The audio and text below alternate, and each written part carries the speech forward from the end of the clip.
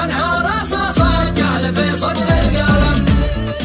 الله على الدنيا وعزات الظروف لحطمت قلب العزيز المحترم. ضعف المصالح والبشر فيها تطوف كانها رصاص رجال في صدر القلم. والشمس الحقيقة صابها فيها كسوف والصدق باقي في نظرها متهم. عمياء برؤيا الحق والباطل تشوف وفي سماها النذل رفرف كالعالم. ظروفها تذبح كما ذبح السيوف كانها خناجر في صدور أهل القيم. الدنيا غريبة غيرت كل الكشوف تحارب المظلوم وتنصر من ظلم.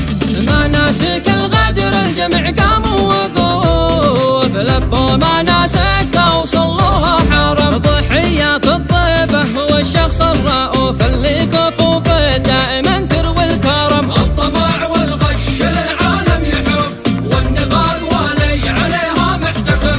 الطمع والغش للعالم يحب والنفاق ولي عليها محتكم. بدر الضمير الحي حل فيه الخسوف وغاب عن قلب الأوادم واحتشم. صبوة مذلة عارمة وسط الصفوف ولا بشر منها تقوى وانتقم. ولا بشر منها تقوى وانتقم. وكرامة الإنسان عالم فيلسوف يروي بطولاته على كل الأمم. وصاحب المبدأ ولو يسكن كهوف يبقى العزيز اللي على هام القمم. والصاحب المحتال ماشي بحسوف مقابل اوجاعه كسبنا كم حكم.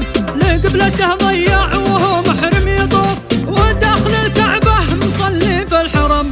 وداخل الكعبة مصلي في الحرم.